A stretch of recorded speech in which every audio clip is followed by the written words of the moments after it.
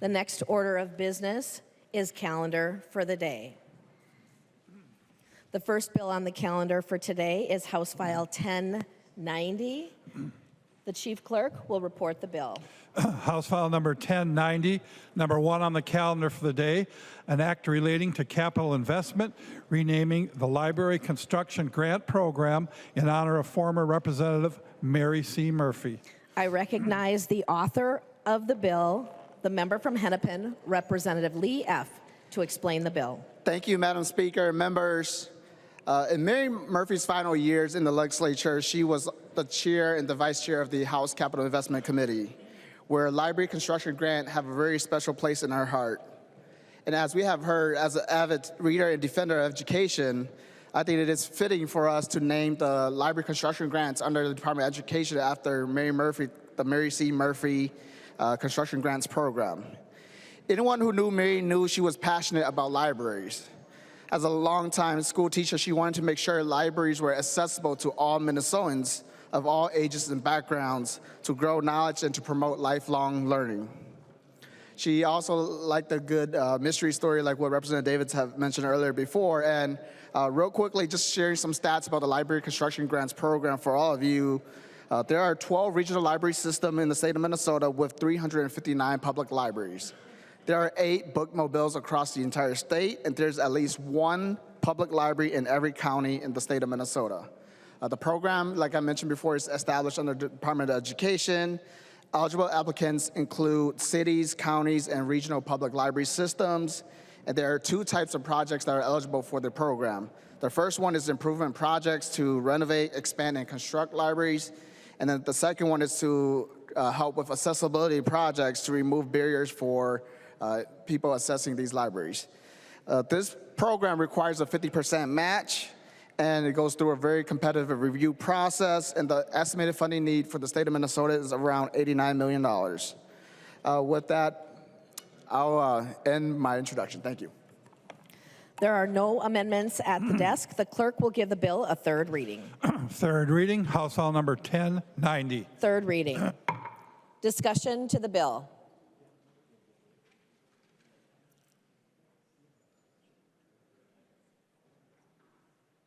I recognize the author of the bill, Representative Lee. Thank you, Madam Speaker. Members, I will just just quickly share some stories about my friend, Mary Murphy. I would consider her also one of my great mentors, too. In 2019, Mary Murphy was named the House Capital Investment Chair, and I was assigned as her vice chair. For me, this was the first time that I actually, began working with Mary Murphy, having been in the minority with her, and didn't really know what to expect out of it.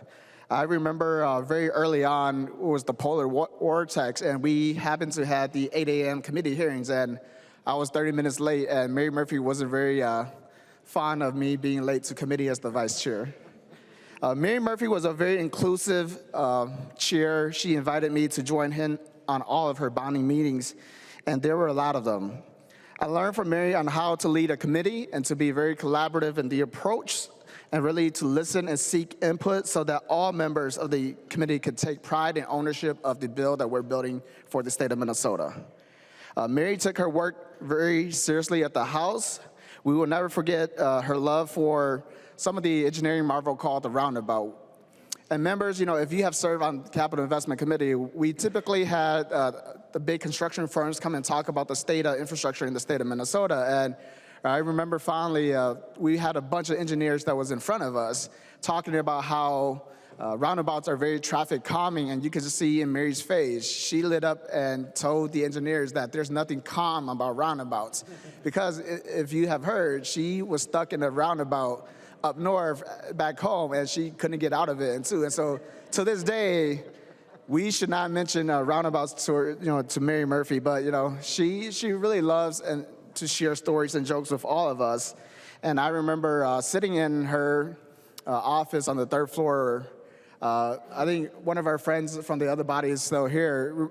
At that time, Mary Murphy was trying to get the other body to work with us on a bonding bill, but they wanted to create a bonding bill to the effect of what they call a very vanilla bill. And I remember Paul Cummings coming to Mary Murphy's office with a bag of pistachio. And Mary requested the bag of pistachio because she wanted some flavor. She said, we cannot just build a vanilla bonding bill. We need to have some flavor to the bonding bill. And so really appreciate Paul for bringing those pistachios to her office, and Mary with her little knife and her apple in her office offering that for us when we were going late into sessions for negotiation. And I wanted to just, share why, she really wanted us to look at bonding, because she feels like, a lot of communities have different needs across the entire state of Minnesota, and she taught me to be thoughtful and deliberate about communities, as not a lot of communities across the state are comfortable with coming to us and ask us for financial assistance.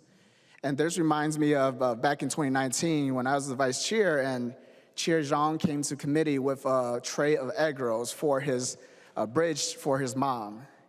And Mary Murphy was not too happy about that, and she scolded Chair Zhang and all of us. And I think, for the newer members, I think that's why over the last few years, as chair of the Capital Investment Committee, I do not want any members to come to the committee with any food or anything like that. Mary thought that that was very, she didn't look too highly of that. She thought that that was bribery or whatnot, and that, communities are already uncomfortable. We should not be making them bring food for us, even though that's through first-term members. And so, from that day, just really learned and picked up a lot from Mary Murphy, and really appreciate all of her work. And members, I encourage you to, help please, vote in support of this bill to rename the library construction grants the Mary C. Murphy program. And then just real quickly to her family, just want to say thank you all for sharing Mary Murphy with all of us.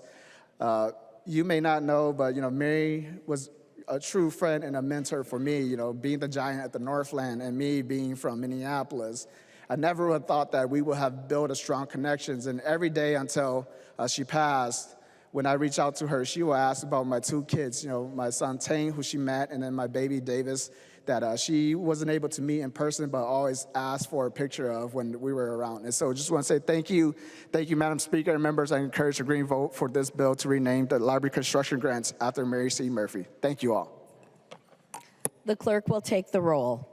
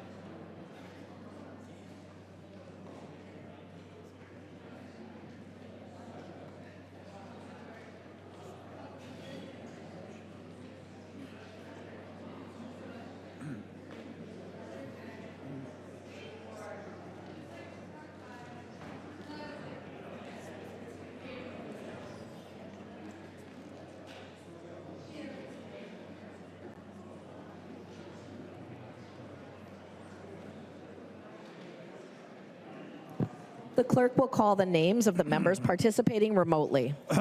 Hill. Go for it. Hill, yes. Hill votes aye. Keeler. Keeler, aye. And Keeler votes aye. Norris. Norris, aye. Norris votes aye. Swazinski. Swazinski, aye. Swazinski votes aye. The clerk will close the roll.